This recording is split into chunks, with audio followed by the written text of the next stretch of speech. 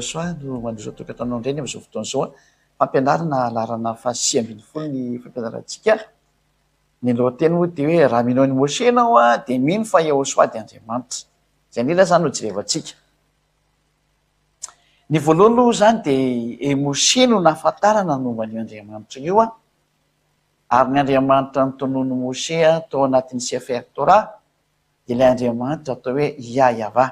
Ao anatin'ny Sefer Torah ny Jiosy misy an'izay ary efa nampianarina antsika tao anatin'ny fampianarana tany aloha tany azonareo arahana ny amin'ny chaîne Yehosoa TV eo amin'ny YouTube ny fampianarana rehetra zay efa lasa tany aloha tany de azonareo jerevana tsara ary karoanao fa tena misy fampianarana be dia be any, misy lohateny daholo ny fampianarana ireny de ho jerevantsika mihitsy ny tamin'izay fotoan'izay fa nilaza io Mosè io. Aloha manitsika tsara fa zany Mosè zany de tany amin'ny taona moins 1500 tanoany nisy azy. Izy zany ny mpaminany ela indrindra sady tranainy indrindra ary niresaka tamin'ny Yahveh voalohany indrindra amin'ny mampaminany azy sady voahiraka sady mpaminany izy no voahiraka izy hitondra ny zanak'Israely tamin'izany fotoana zany. Zany hoe tany amin'ny taona 510 taona tanoany taloha natongavan'ny l'an zéro. Zany hoe tsy misy mpaminany talohany mihitsiny zany. Fizy ny isan'ny mpaminany ela sady voalohany indrindra niresaka tamin'io Andriamanitra ny Jiosy zay antsoina amin'ny anarana hoe Yahveh na hoe Yahveh. Ary io Yahveh io mihitsy no namoaka teny sy fanambarana hoe aza manana andriamanikafa fa tsy zay ihany. Ny ankoatran'ny Yahveh zany na hoe Yahveh de tsisy izy daholo aloha ho any zay mino any Mosè. Tsy ndriko tsara mihitsy hoe niza niza milaza fa mino any Mosè de namoaka fanambarana io Mosè io fa ny Andriamanitra zay miaraka aminy. Ka raha mino any Mosè anao de tokony zay Andriamanitra ny koa ninonao fa tsy amorona andriamanikafa ianao. De nilaza izy ao amin'ny teny bokin'ny Sefer Torah ny Jiosy fa aza manan'andriamanika hafa fa tsy izy ihany. Io avaka antsika dian'izay ao amin'ny Sefer Torah ny Jiosy na de amin'ny Sefer Torah ny Jiosy mihitsy nijery ao amin'ny bokin'ny zareo masoreta no vakentsika zany. Jereo afaka mijery io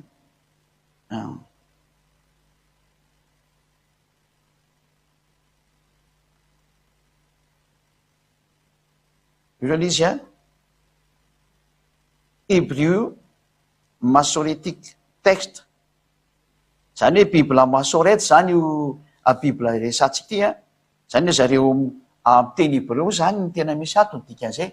Ilo hoe Hébreu Masoretic Texte. Zany hoe avy amin'ny teny Hébreu tranainy zany no vakentsika eto de vakentsika ao amin'ny bokin'ny Exodus ny hoe Shemot. Bokin'ny Shemot zany Exodus chapitre 15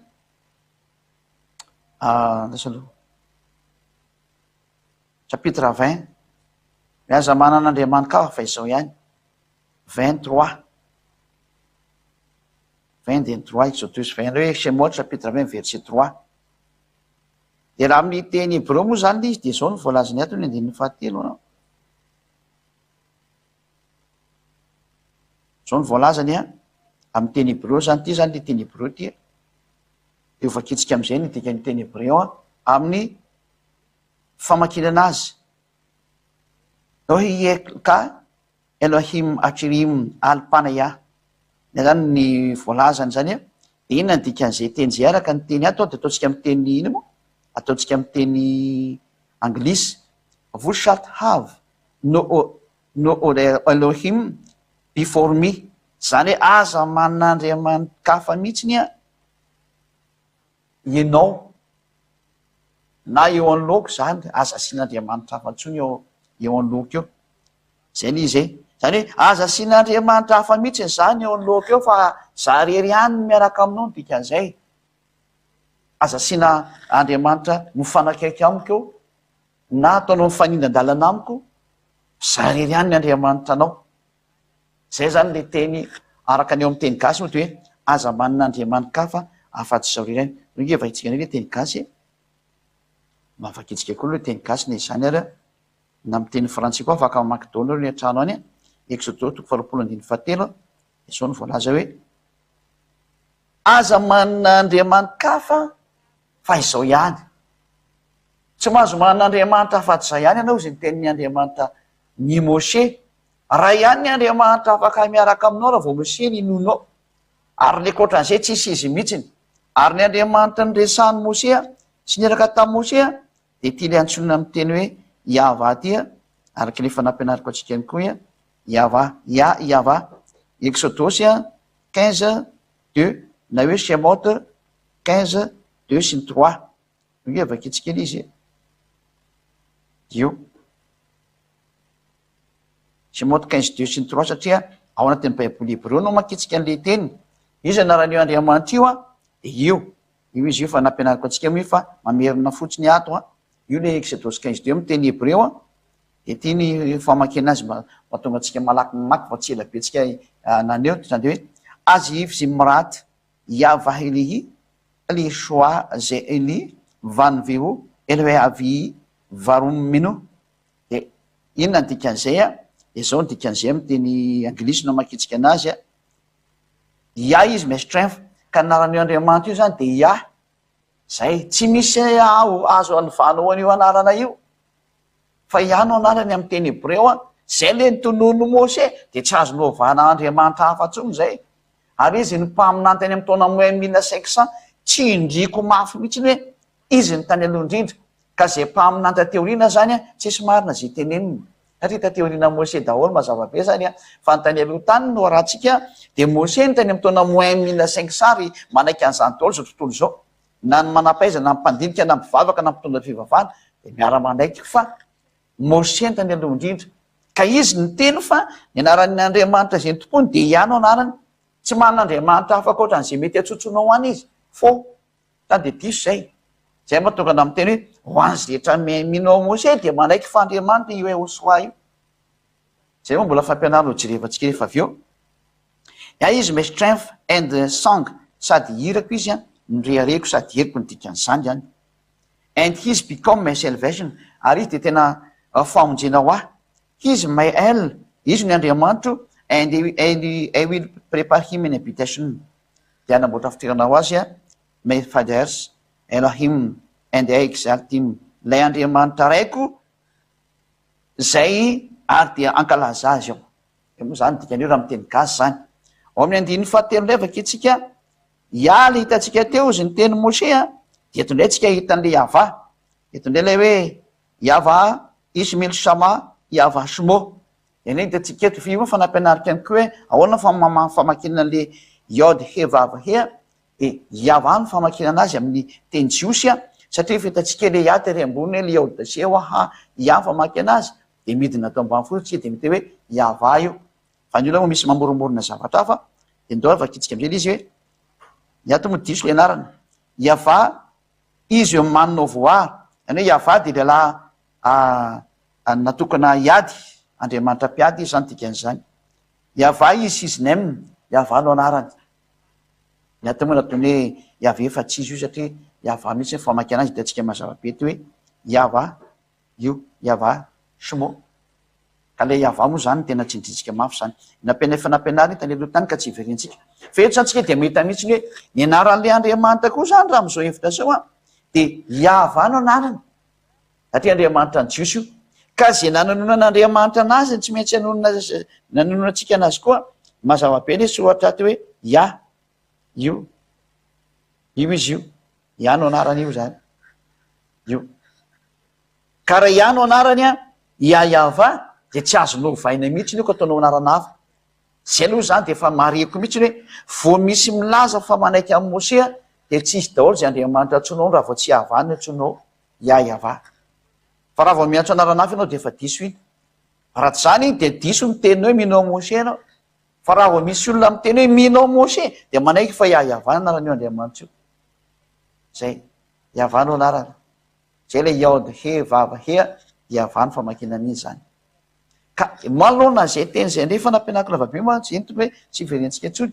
Fa malona zay teny zay indrindra dia hojerevantsika amin'izay hoe maninona moa ny ambassadeur Emerson no miteny fa rehefa mino an'i Mose ianao dia tsy maintsy mino fa marina Hosoa ary andriamanitra mihitsy izy. Le amin'ny andriamanitra anazy moa zany tena ho lazaina amin'ny fampianarana aoriana an'ity fa eto aloha tsika dia teny mihitsy hoe marina zany Yehosoa zany, ny momba azy rehetrarehetra mihitsy ny fahandriamanitra izy. Satria hojerevantsika am'izay ny tenin'Andriamanitra hoe aiza moa izy le hoe mino ny tenin'ny mpaminany, de zany hoe tsy maintsy ny tenin'ny mpaminany Mose zany a no arahana zany dikan'izay. De zay ny tenenin'ny Mose no arahantsika, ndao raha afaka antsika ny tenin'Andriamanitra nambaran'i Mose zany a ao amin'ny bokin'ny Deutéronomia 18:15 vakitsika indray amin'ny teny malagasy izy tia. Afaka mamaky daholo moa zany rehetrarehetra amin'ny teny vahiny satria efa misy mpandika teny any a, de afaka manaraka daholo nareo na amin'ny teny sinoa na amin'ny teny anglisy na amin'ny teny frantsay a, mbola treo aloha rehefa hiditra indray ny teny ino mo raha tahiny Yehosoa tsy de ampiditsika indray ny teny ino mo, ny teny rosianina aoriana kely. Deutéronomia 18:15. Mpaminany avy eo aminao de avy amin'ny rahalanao tahaka no atsangany avy Andriamanitra ao anao ary izy no enoinao. Nanambara zany Mose fa le mpaminany a de rahalahany tahaka azy, satria zareo samy eo ao anefitra izy amin'io, de izy samy eo anefitra no miteny hoe mpaminany tahaka ao izy Mose no enonareo. Zany hoe izy mpaminany hitsangana zany am'ireo zanak'Israely reo a, Israely reo, de io no arahan'ny Israeliana rehetrarehetra. Zany hoe samy zareo samy eo anatin'io ao amin'ny désert io, satria zareo tao amin'ny désert tao amin'ny tendrombohitra Sinay zany, zay. Any faritry ny Sinay zany zareo ka désert moa faritra io zany. Zany hoe eo zany a de milaza mihitsy ny tenin'ny mpaminany Mose hoe lay mpaminany ao Israel ihany no enonao. Zany hoe tsy mahazo mihaino mpaminany akoatrany ao Israel ianao zany. Tsy mahazo manao an'izay mihoatra an'izay mihitsy ianao zany. Raha vao tsy Israeliana zany no mpaminany enonao de tsy mety ozy ny tenin'ny Mose. Ary nanamafy mihitsy Mose fa satria matoa enona de le hitarika ny Israeliana. Le Israeliana amin'eo a any enefitra izy. Ary mihaino ny teny dada Iava amin'ny efitra io izy a, teo amin'ny tendrombohitra Sinay, de teo ny namoan'Andriamanitra hoe mpaminany Israeliana raha no enonao. Izy no enonao de izy no mitarika anao dikan'izay. Hitarika any zareo mandrapatonga any amin'ny tany Kanana satria ao anefitra izy. Dika zany fa tsy olo-kafa ny ivirany ihany koa io. Tsy olona ry ananonanareo fa zareo samy ao anefitra ao io ifampitarika io. De zareo samy Israeliana zay nitaritin'ny Mose, ka rehefa tsy eo tso zany Mose a, de Israeliana ihany no mitarika anazy. Zay, mpaminany Israeliana ihany no tsy maintsy mitarika andreo hatramin'ny farany. Zay ny lalàna satria izy no ampitonen'Andriamanitra teny a, de miaina ny tenin'ny mpaminany iny ny Israeliana rehetrarehetra. De tsy misy idiran'ny hafa firenena mihitsy io zany a, fa Israeliana rery ihany ty mpaminany ty. Ka zay neny mpaminany akoatran'ny Israeliana zany le mpaminany de tsisy izy daholo zany. Araka ny tenin'ny Mose a, de ho an'izay mino amin'ny Mose. Zay ny resantsika eto zany zay. De ny 9:20. Mpaminany no atsangako azy avy amin'ny rahalahany tahaka anao, ka ataoko ao ambava ny teniko ary ho lazainy zay rehetra andidiako azy. De 9:20 moa fa tsy tafiditra ato ny 9:20. 9:20. Ary zay tsy mihaino ny teniko, olo zay ho lazainy amin'ny anarako, de za no hitsara azy. Mazava be zany le teny teo hoe ho tsaraiko zay tsy mety mihaino an'io mpaminany io. Zay ny dikan'io. Ho tsaraiko zay tsy mety mihaino an'io mpaminany io. Ka raha misy olona milaza fa mino Mose a, de tsy maintsy mino fa misy Yehosoa. Satria ny mpaminany de tonga any amin'ny Yehosoa ny hafaran'izy. Ary ny mpaminany mihitsy a no milaza fa Andriamanitra mihitsy zany Yehosoa zany. Zay le ho jerevantsika amin'ny lesona rehefa avy eo hoe tena Andriamanitra tokoa ve zany Yehosoa. Satria i mpaminany Mose ny tsy maintsy enona. Ka ny laviny mpaminany Mose ve le sa tsy ny laviny? De zay rehetra nitondra teny tao Israel ny tiako tenenina. Moa ve zay mpitondra teny tao Israel nisy nandà ny momban'io Yehosoa io fa tsy Andriamanitra io Yehosoa io. De aleotsika ho an'ny Israel am'izay rehefa avy eo enotsika daholo ny mpitondra teny tao Israel. Ao Israel teny koa. Ilaza ny momban'io zanak'Andriamanitra Yehosoa io hoe inona maro Yehosoa io. Zay aloha zany fa de mazava fa raha vao tsy mpaminany Israeliana zany no henonao, efa miala teo fa tsy izy io. Ka hoe mino amin'ny Mose le olona na mino amin'ny Mose nizaniza, de voalaza ny tenin'Andriamanitra mihitsy ny fa tena zay mpaminany Israeliana ihany no azy enona ho an'izay mino amin'ny Mose. Satria Mose no namoaka an'izay didy sy fanambarana zay a, hoe mpaminany Israeliana ihany no azy enona. Ka jery ny tenin'ny mpaminanina antsika mikasika ny momba ny Iosoa rehefa avy hoe tena Andriamanitra marina ve izy a. Zay aloha zany ny fampianarana tamin'ny lalana fahatsimy ambin'ny folo navoaka tamin'ity zany fa tena tsy maintsy ny tenin'ny mpaminany Mose no jerevana rehefa hijeryn'ny marina ianao. Rehefa hijeryn'ny fahamarinanao dia ny tenin'ny Mose foana no jerevanao satria izay ny tenin'ny mpaminany le tena izy zay tany amin'ny taona 1500 ka na izy aniza taty aorinan'ny Mose dia tsisy izy daholo raha vao tsy Israely ihany mazava be ny teny. Ka izay zany no ambara amintsika ary dio jerevantsika fampianarana larana faharoapolo zany avy hoe tena Andriamanitra marina ve Yahosoa araka ny tenin'ny Mose sy ny mpaminany. Zay zany fa dia morazy sotsika ry samy teny Yahosoa zay ny fiafarany teny miaraka hivavaka andehantsika. Zora betsaka dadamara iavao ny amin'ny teninao fa tena manome lesona sy toromarika anao, manome fampianarana lehibe sady tsara indrindra ary soa indrindra, mampisokatra ny saina hitodika sy hiverinao any aminao, mampafantatra ny fahamarinana rehetrarehetra. Voninahitra ho anao dadamara iava, taio zao teny zao ny ambasadioranao ziadiady dia tsy mitsahatra ny manoro-hevitra sy mampianatra ny olona sy hitodika ho any aminao ary hitodika ho any amin'ny Yahosoa zanaka ilain'ny rahanao.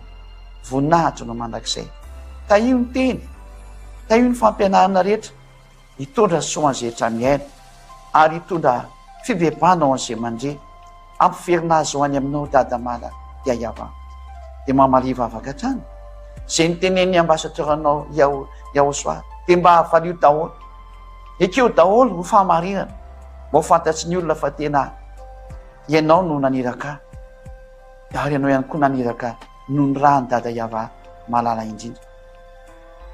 Voninahitra anao dadamara iava, voninahitra anao Yahosoa ary amin'ny aranao Yahosoa anao samy vavaka rehetra. Halleluja, amen. Izay indray ny fiafarany fampianarantsika tamin'ny androany. Maraha sotsika rehetra samy teny Yahosoa ho amin'ny fitoizan'ny fampianarana indray rehefa avy eo. Vedra matomboka.